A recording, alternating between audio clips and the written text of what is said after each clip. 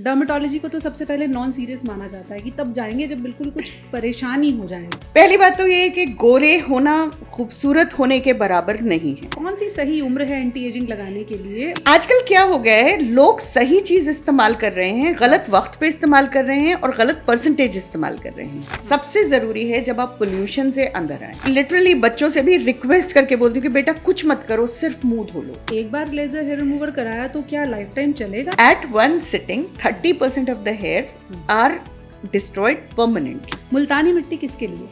मुल्तानी मिट्टी oily skin के लिए है। कच्चा दूध किसके लिए है? कच्चा दूध मिलता है, पास्चराइज्ड दूध कच्चा नहीं होता। हर चीज हर आदमी के लिए नहीं। तो मुद्दा क्या है? मुद्दा ये है कि मैं सबसे अलग, सबसे खूबसूरत और ऐसे कैसे दिखूं कि हर किसी की नज़र मुझ पे जाए और जो भी देखे वो कहे कि वाह क्या बात है। इसके लिए रास्ते कई हैं। रास्ता ब्यूटी पार्लर से होकर जाता है, रास्ता घर में दादी नानी के नुस्खों से भी होकर जाता है और रास्ता डर्मेटोलॉजिस्ट के क्लिनिक से भी होकर जाता है। आज हम कोशिश करेंगे आपके डाउट्स को क्लियर करने की कि कब आपको कौन सा रास्ता चुनना चाहिए। और इन सवालों के जवाब के लिए हमारे साथ हैं leading dermatologist doctor Shahla Agarwal.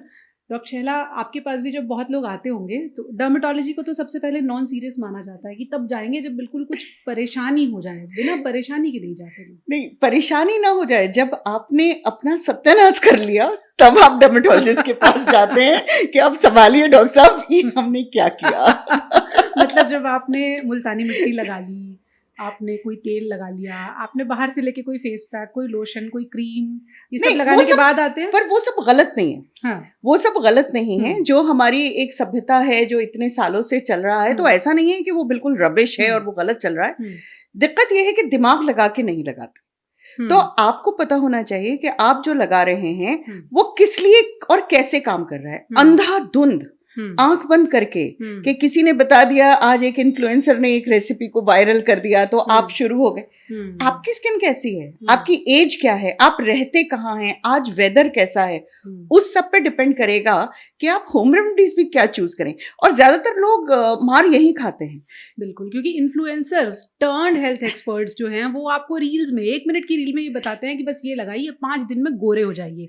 यकीन मानिए ऐसा कोई फॉर्मूला नहीं है, अगर है तो प्लीज बता दीजिए। पहली बात तो ये है कि गोरे होना खूबसूरत होने के बराबर नहीं है। हमारी जो ब्राउन स्किन है उसकी जो फिनेस है और जितनी खूबसूरत वो है, लोग मुझे बोल देते हैं कि आपको पता नहीं है क्योंकि आपको फर्क नहीं पड़ता है। लेकिन मैं भी ये कह सकती हूँ। बिल्कुल बिल्कुल।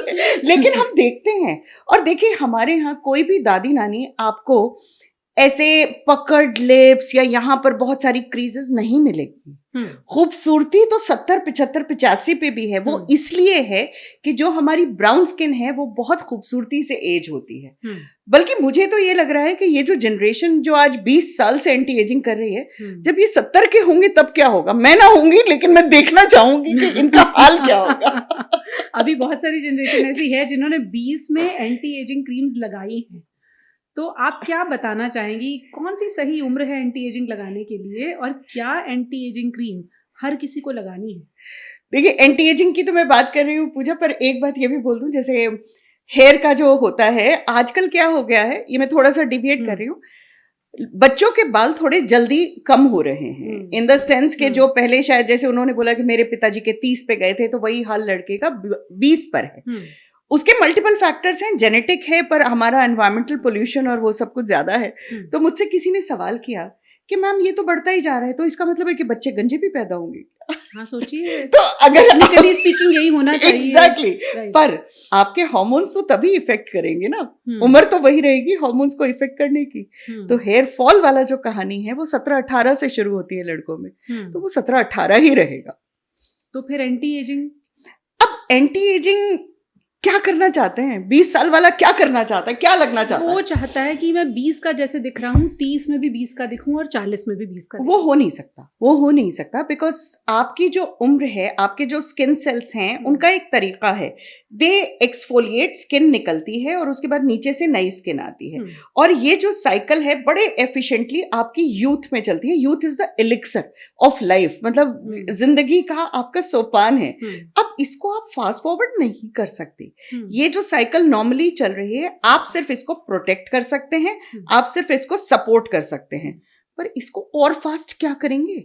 जब आप 35 के होने लगते हैं तब ये थोड़ा सा स्लो होने लगता है। 35 जो है वो मिड लाइफ मानी जाती है। वो मिड लाइफ क्राइसिस चाहे 50 पे आए, पर स्किन की मिड लाइफ जो है वो 35 मानी जाती है। तो यहाँ पर आपको अब थोड़ा सा उसे हेल्प करना है, पर हेल्प भी ये करना है कि उसको रगड़ मत दीजिए कि ऊपर से डेड लेयर हट गई, ये सब हट गया। यहाँ पर आपको सिर्फ उसको हल्का सा हाइलोरॉनिक जैसी चीजें जो अंदर उसकी मॉइस्चर को बढ़ा रहे हैं। एंटी एजिंग की जरूरत होती है 40 प्लस में, और women once they reach the menopausal age 50 plus, because आपका ईस्ट्रोजन कम होने लगता है, तो आपकी स्किन का सपोर्ट जो है कोलेजन, एंटी एजिंग का मतलब आइडियली कोलेजन होना चाहिए। देखिए क्या है, आप यूथफुल स्किन को इमेजिन कीजिए, वो एक ब्रिक है, जैसे आइसक्रीम की ब्रिक है, और उसके ऊपर एक सिल्क का कपड़ा पड़ा हुआ है। जैसे जैसे आपकी उम्र दराज होती है, वो जो ब्रिक है वो पिघलने लगी है, और वो जो सिल्क का कपड़ा था वो क्रश्ड सिगरेट पेपर जैसा हो गया। दिमाग में सोचिए, तो वो नीचे का बेस भी हिला हुआ है और ऊपर भी क्रशिंग हो गई है। तो यहाँ आपको एंटी एजिंग की जरूरत चाहिए। आप कोलेजन को स्ट्रॉन्ग कीजिए और उस कपड़े को स्मूथ कीजिए। 20 पे क्या करेंगे? 20 साल की उम्र के जो युवा हैं, जो हमें सुन रहे हैं, लड़के लड़कियां, उन्हें क्या लगाना चाहिए? उन्हें सिर्फ, ठीक है अगर आपके अंदर ग्लो नहीं है, क्योंकि कई बार जो है वो ग्लो चला जाता है बिकॉज ऑफ पोल्यूशन या ज्यादा चीजें इस्तेमाल करने से भी। तो नाइसिनामाइड एक सॉल्ट होता है। देखिए आजकल क्या हो गया है, लोग सही चीज इस्तेमाल कर रहे हैं, गलत वक्त पे इस्तेमाल कर रहे हैं और गलत परसेंटेज इस्तेमाल कर रहे हैं। कोई भी जो सॉल्ट है उसके 2 वेरिएशन होते हैं। एक होता है OTC, ओवर द काउंटर, जो ये सारी कंपनियां जितनी बेच रही हैं, हम ब्यूटी क्रीम्स देखते हैं जी, उसमें भी जो आजकल मतलब जो सिरम्स आ गए हैं, आजकल सिरम का जमाना है, पिछले 10 साल से सिरम का जमाना है, वो है OTC, over the counter. They are allowed only a certain percentage.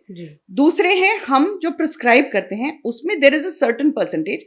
तो आप ये काम करेगी, ये उसको सपोर्ट कर सकते हैं। ये हो सकता है कि आप हायर परसेंटेज 2 महीना लगाएं, फिर 2 महीना आप उसको मेंटेन कर लें, पर आप खाली 2% पे चलते रहेंगे तो पता नहीं आप क्या करना चाहते हैं। क्रीम्स लोग ऐसे चुनते हैं कि महंगी है तो बेहतर है। वही बोल रही हूँ कि वो महंगी है तो वो शॉर्ट काम करेगी, वो बिल्कुल, वो कतई सच नहीं है।